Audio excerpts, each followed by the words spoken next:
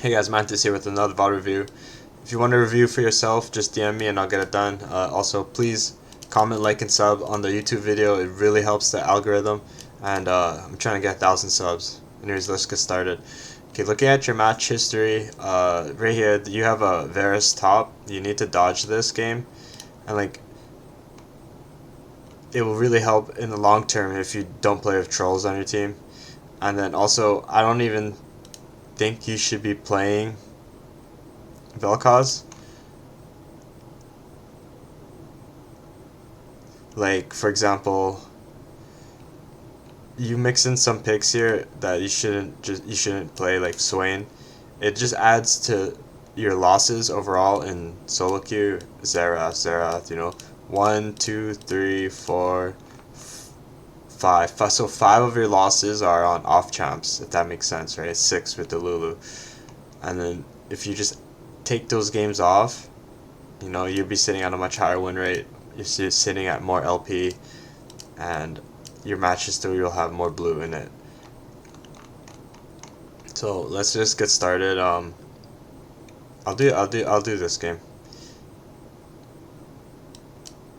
Why not?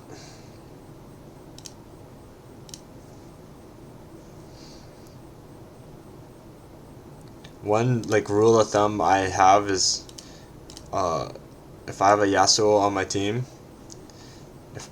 depending on the ELO, I'm probably dodging, and it's basically like every ELO.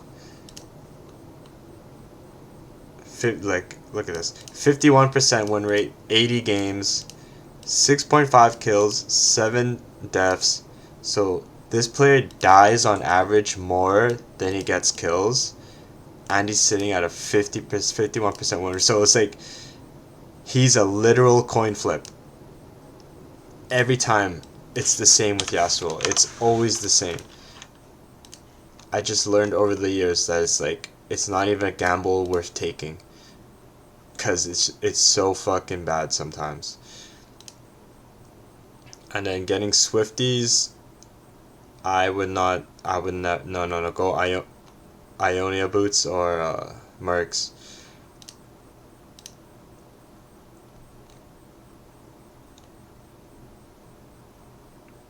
Okay, plated is good, I guess, too, but yeah, no, I don't think Swifties is that good.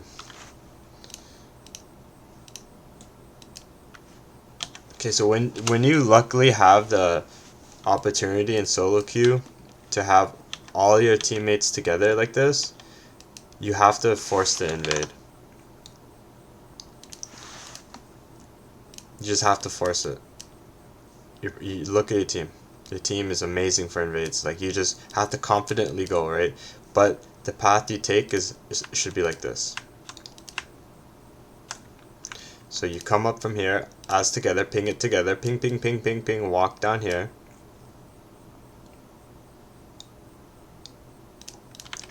And then when you get here,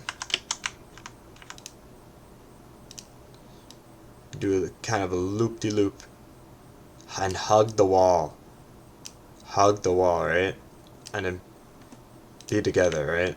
And the reason why you do the loop-de-loop is because sometimes the support is sitting here, but he can only see so much, right? So if you do the little loop-de-loop, he can't see you.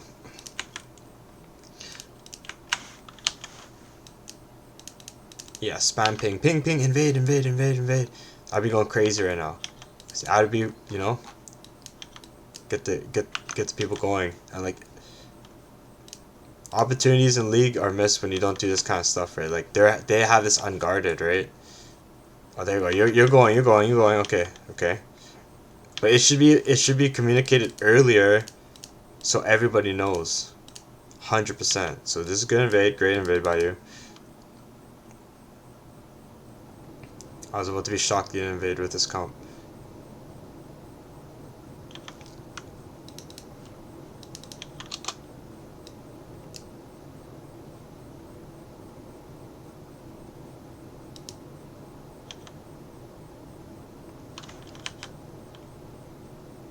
Okay, so don't ward this bush. Alright. What you want to do with the ward is either walk like this, ward right here, and then confidently press into this bush, right? Because if there's no one in here, then chances are there might be someone in here, right? So, and if there is someone in here, I guess you just reveal yourselves. But if you're playing a champion like Blitzcrank, you can like hook over, right? But like I really like this ward. I think it's a powerful ward for invades. And then also, if you don't want to ward this area here, when you're walking like this, ward right here, right before you enter the bush. That way, you see where the jungler starts as well, right? With this ward is here, you can also see where the jungler starts, so there's benefits to this ward as well. But there's like multiple spots you can ward that are better than this one, because when you're already in here, I feel like it's like kind of redundant to have this ward here.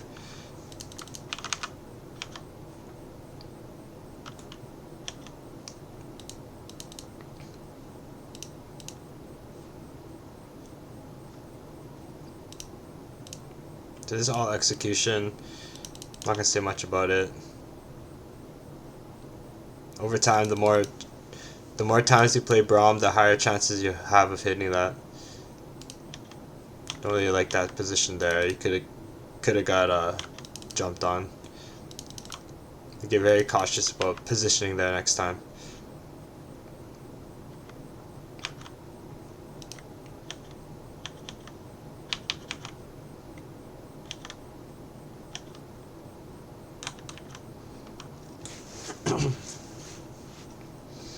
It's fine. Nice. Okay, they're gonna be level 2 soon. Okay. Nice.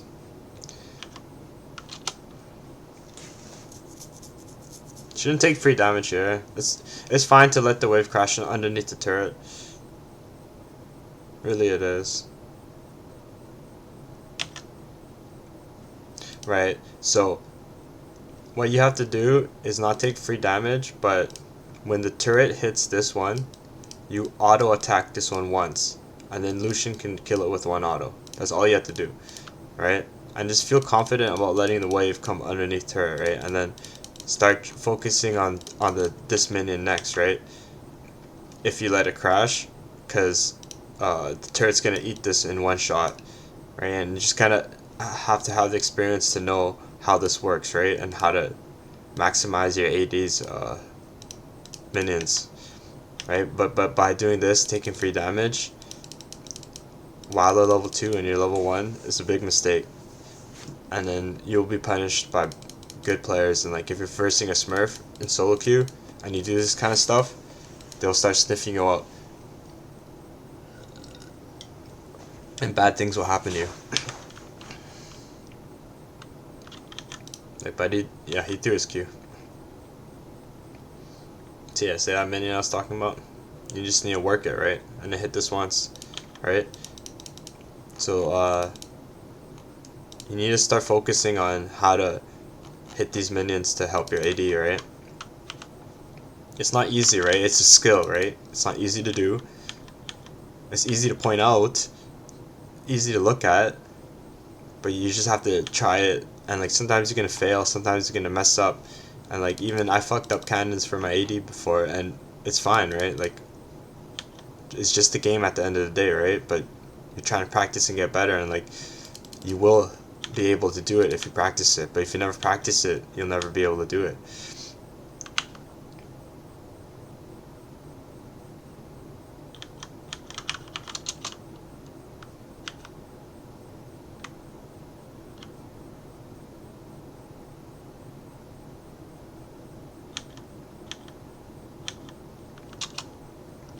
So usually, a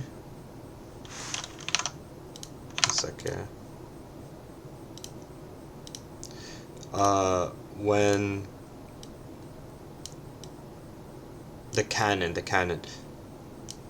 when the cannon gets low, these players usually play aggressive, right? So there's gonna be time to trade, right? As alternatively, when Cog goes for the cannon, you should be looking for opportunities to hit him, because he's gonna overplay to get the cannon, right? So you can, get a good chunk of HP off of him if you do it properly, right? So that being said, when your utilization of your unbreakable right here,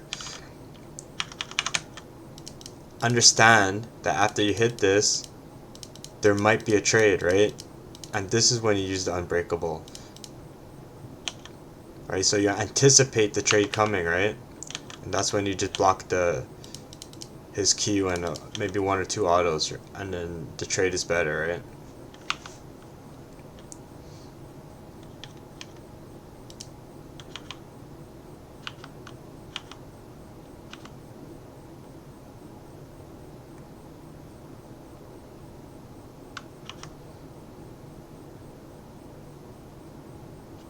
Yeah, it's just execution on the wave. You just have to learn it, like try it and learn it by yourself, right? It's like, that's it at the end of the day.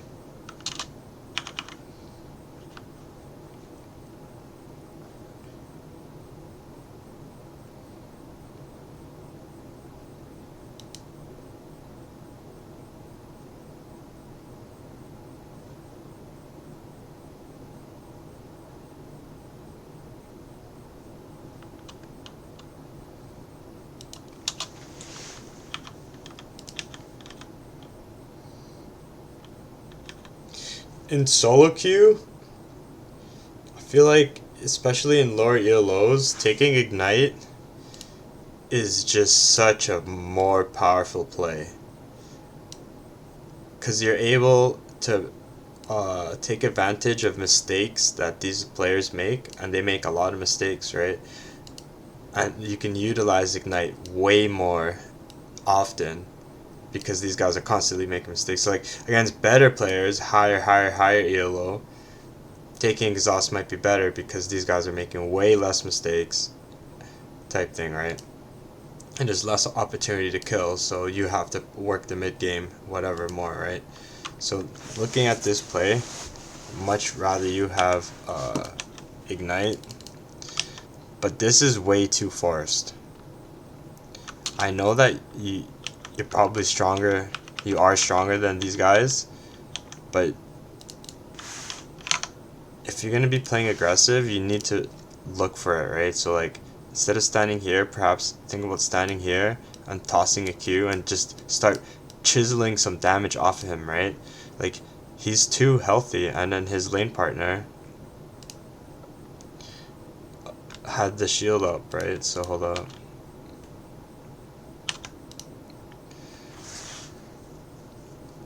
So every 37 seconds he gains a 75 shield, right? So he's extremely healthy. This guy is extremely healthy too, I would say, right? This is a small amount of health con, right? You're at full HP, and then Lucian is actually, he's less HP than everyone here, right? 569, right? 777. So you guys are at a disadvantage right now, although you're at a lot of HP, right? So you can afford to sit in this bush and then be the aggressor a little bit and try to line Qs on him. But then when you force it like this, when they're so healthy, it's probably never going to work, right? And then forced plays cause a lot of errors too, right? So when you guys get double knocked up, it's because you're forcing a play that really shouldn't be forced at all, right? You want to chisel this cog down first, right? Look for more opportunities by standing in aggressive areas, looking for the Q, right?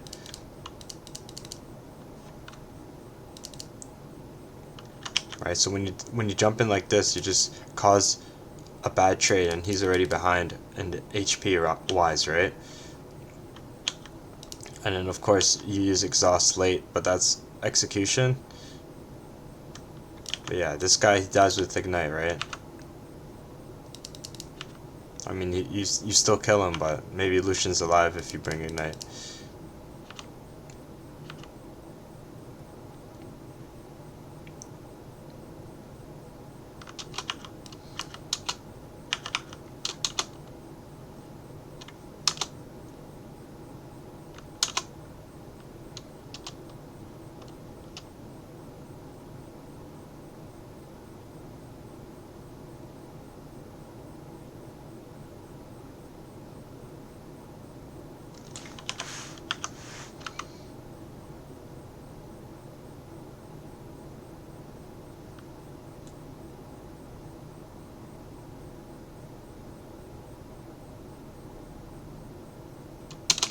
You just need to back here.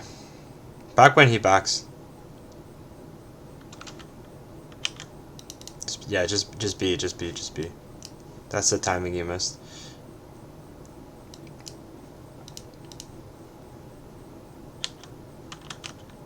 Buy ruby crystal, pink wards, and just go back. Quickly.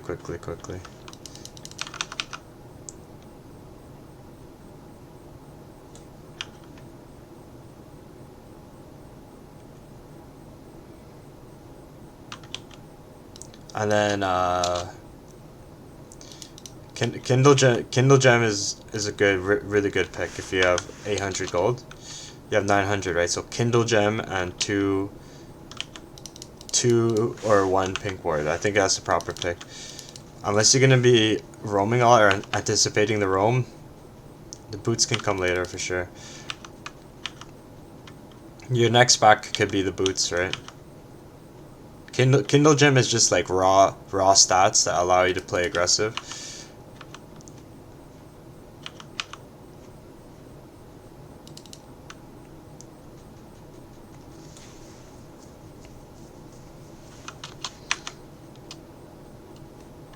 Yeah, much rather you be in the bush here.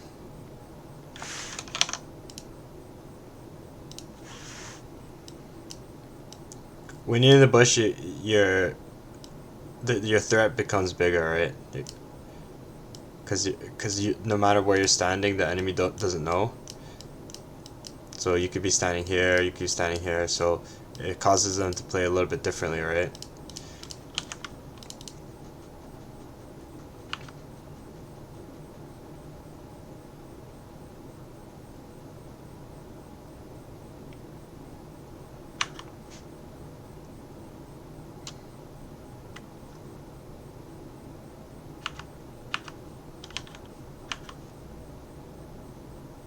Solo queue is about aggression, right? And like taking advantages of your opponent's mistakes.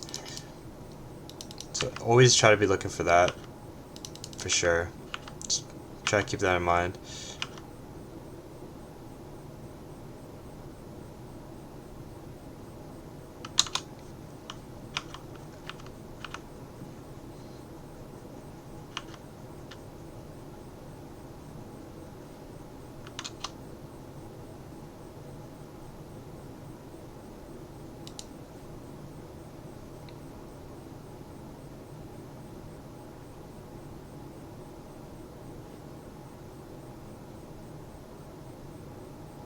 Wondering how you could survive this, right? Just looking it over, thinking execution wise, right?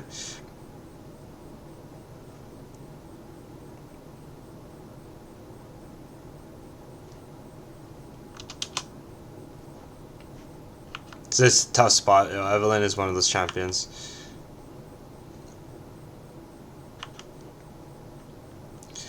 So one of the biggest spots in this game is right here at 3 minutes, not being able to execute that play.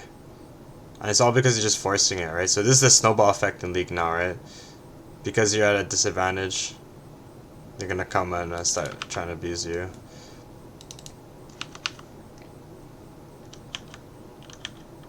And then perhaps the Kindle Gem helps you here survive as well with the itemization.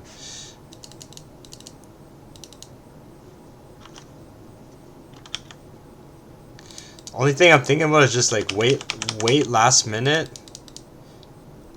for the charm to fully go and then jump. But man, it's just, I don't know. A really hard spot to live there.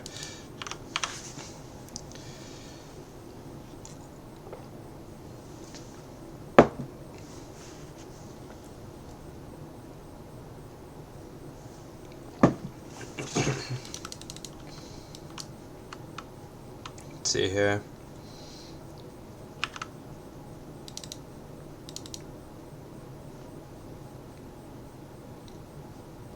Shove and take plates.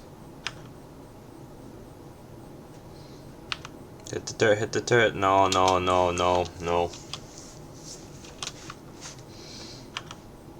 Plate is 175 gold, I think. At least hit it once or twice, you know?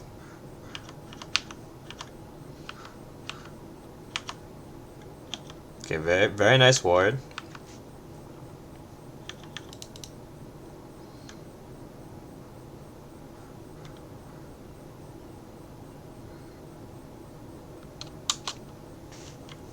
So with it, in regards to your roaming, right? You have to be more deceptive, right? So I do think this is a good roaming timing for you, right? But right now, these players,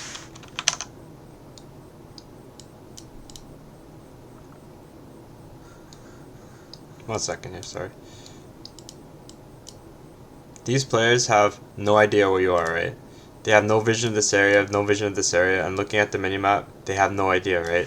So you could use this to your advantage, right? So by waiting in bushes, like for example, standing right here, waiting in the bush, you can get the gank going, right? But then because you're out and exposed, they see you, and now they can play and react differently, right? Maybe she'll plop a ward down, and then get that defense going, right? But I can almost guarantee that she probably won't drop that ward right there if you just play a little bit more deceptive and go in that bush and wait, right? Because I feel like you're kind of looking for her right now, but you have to understand that she's gonna show up for the minions, right? She's gonna show up for that cannon. Why? Because players always overplay for the cannon, right? So she's gonna say, "Ooh, cannon wave." She's gonna stand up. Yasuo gets his Q up, get the kill, ka-ching, and then move on, right? This is a big spot right here for your roam, right? If you're not gonna be hitting the turret for the plates, right? 175 gold, then you're gonna be making the kill here happen, right? For 175 gold plus, right? So this is the better play, but it's execution, right?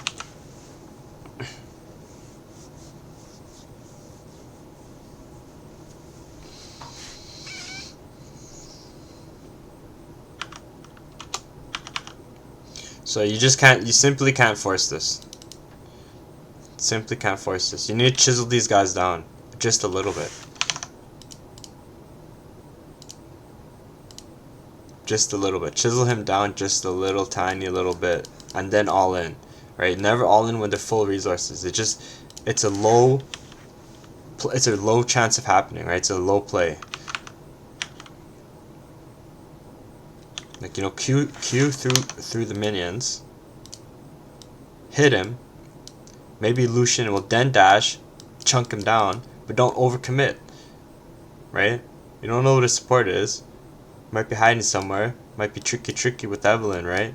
So by overcommitting, you're giving these guys the opportunity to make a play on you. Because now that your ultimate is on cooldown, they're gonna be like, bing bing bing, Bruam no ult, and they're gonna be like, okay, let's kill him.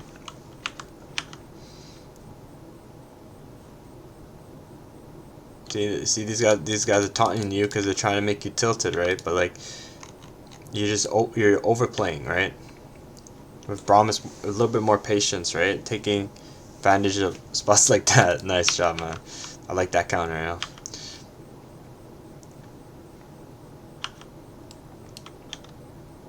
So yeah, Yasuo died, and it's no surprise that Yasuo is 0-2 for me. Yasuo 90% of the time is a dodge, yo, I'm telling you right now. 99.9% of the time it's a dodge, yo. There's times where I play jungle and I make the Yasuo player, he's a smurf. I make him fucking 5-0, ganking his lane, and you know what happens? He tilts and then he gives up, man. No, fuck that, no. You know what I'm saying? Like, I try, bro. Just know it. Over the years of playing, I know the player profile, it fits the same every time, and you just have to understand it. It's so bad, man. But if they play Yon, it's fine. You know what I'm saying? Yasuo's brother, Yon, it's fine. It's fine. But Yasuo is just, oh man. I don't know. People like they play Yasuo knowing that he's a bad champion, but they like want the challenge of being able to win on him or something. So it's like, yeah, not worth it.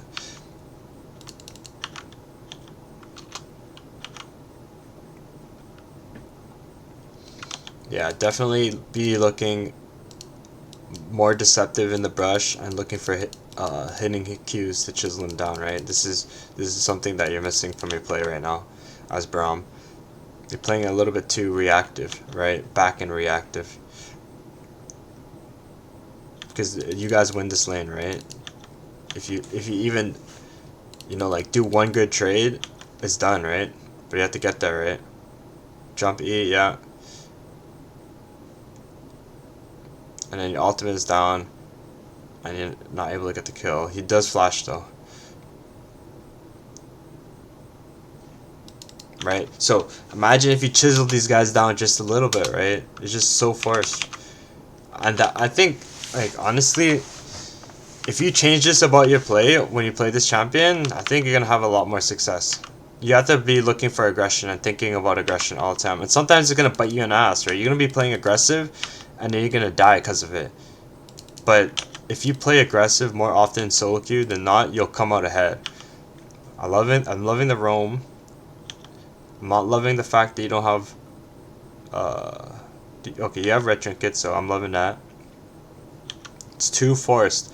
Too forced. Land the Q first, and then see what's next. But never dive this, because if she screams, I guarantee you don't know if it's up or not. And if you do know that it's on cooldown, okay, respect, right? But you Q first for the slow, and then you knock up, right? You don't knock up and then Q, right? Because you landed the Q easily, right? But you fumbled with the R. So jump Q. Jump Q, because it's faster too, right? It's a much faster spell. She's slowed now. Then knock her up. Yasuo ult.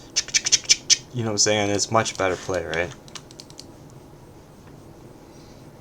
But even then, man, like, it's just too forced, right? I like the roam, but be more patient with your play, right? Like, check the bush for here for pink.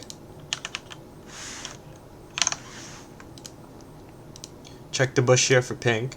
Pink. Okay. You know, if there's pinks here, understand that the enemy will come and assist Cassiopeia, and then go in here, check the bush. You know what I'm saying? It's 11 minutes into the game and you're roaming really nice, but you don't know if they have wards up, right? And look, they have a pink ward right here. They know exactly what's going on. That prompts Evelyn to come, and it prompts the support to come, right? If you're making these obvious movements and predictable movements, and then forcing and getting your team killed because of it, and you're not doing things such as checking brushes for wards, you'll never climb to the next level. You need to start thinking about these things if you want to get to the next level, because the other supports who are playing, they're thinking about these things, right?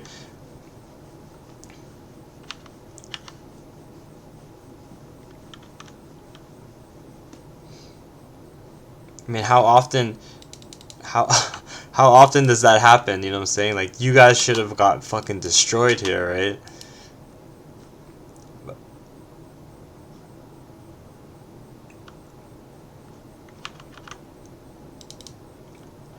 Even though you guys came out ahead there, that's still a bad play. I'm just gonna I'm just gonna say it. I still think it's a bad play. There you go, good Q.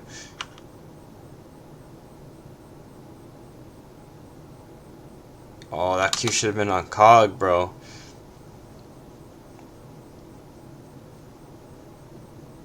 This is what I kind of wanted to see, right? A little bit of chisel, right? And then if you have your ultimate up here, right? So your ultimate utilization, I don't know if you do it every game like this, but it's really bad.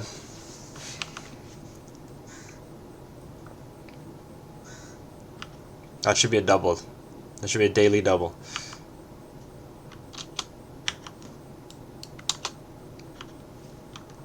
And then you just have to be aware when Evelyn's in your game, you have to play differently, and you don't have the luxury of, you need buddy system, right? Buddy system against Evelyn, and just kind of remember that Shaco too, right? Because when you're fighting for so long, right? 12:52.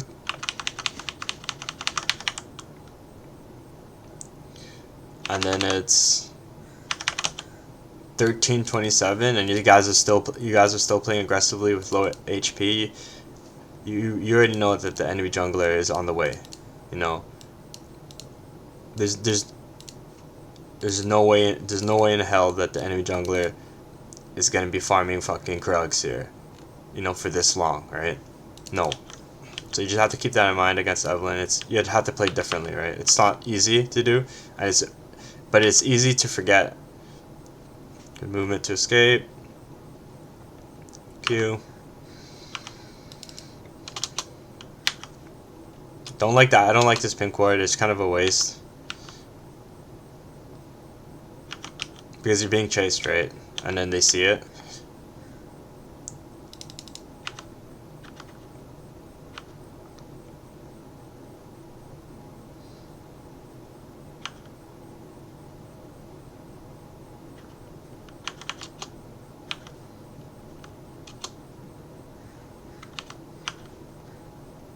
I like the idea of diving. I don't like the fact that you died.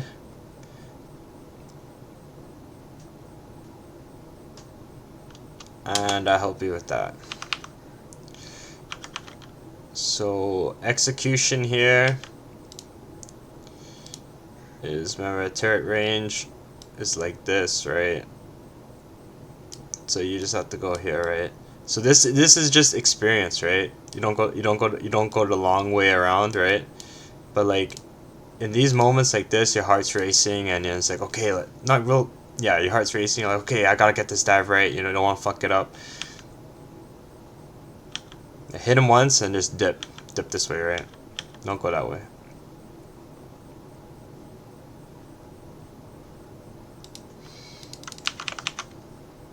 Yeah, good.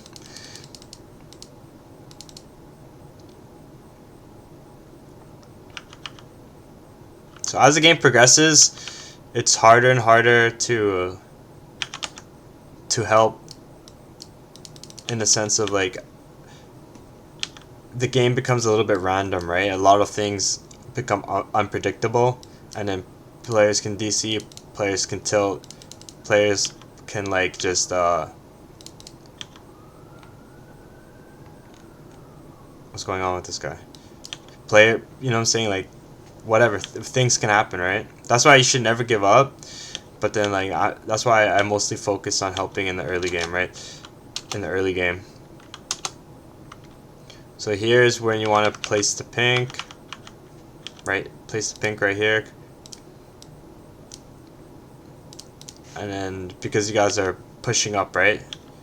Or another spot to place the pink is like an OG spot, like just in lane up here, just like this. So if she does come, you can just instantly see her. But like, I'd rather have it in the bush, to be honest. I think the game is evolved enough to be able to just put it in the bush, right? It'll reveal the area, right? And if you think the enemies are gonna clear it, you can put a pink in here. That's a good one too, because she might be trying to lane gank. But the pink ward back here is just too defensive.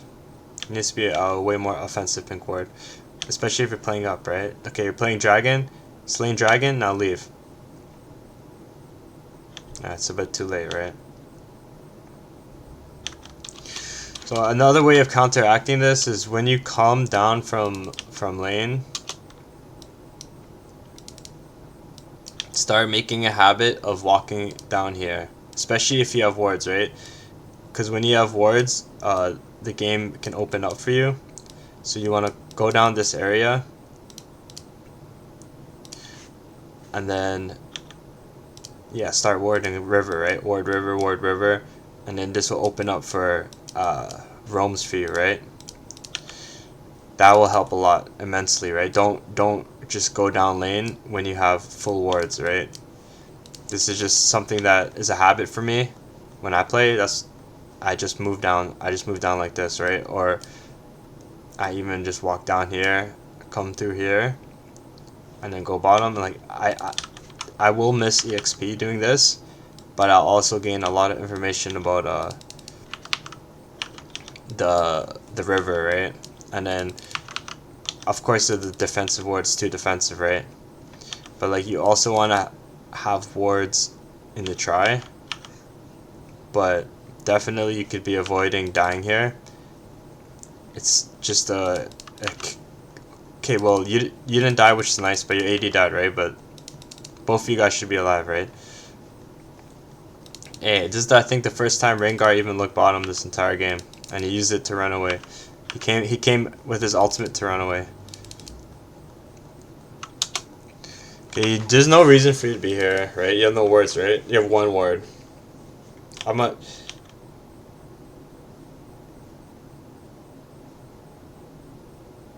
just not. Maybe you're trying to stop his back, but against Evelyn, you just need to play differently, right? You just she's invisible all the time, right? And sometimes Evelyn's just forfeit their own camps to go kill players because at lower ELO it's just that easy, right?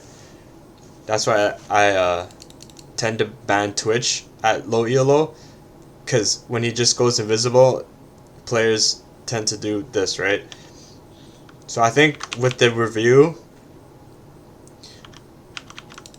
I think I might be done there, but I'll watch it just a little bit more, right? But I think I gave you a little bit insight on how to get better at solo queue here.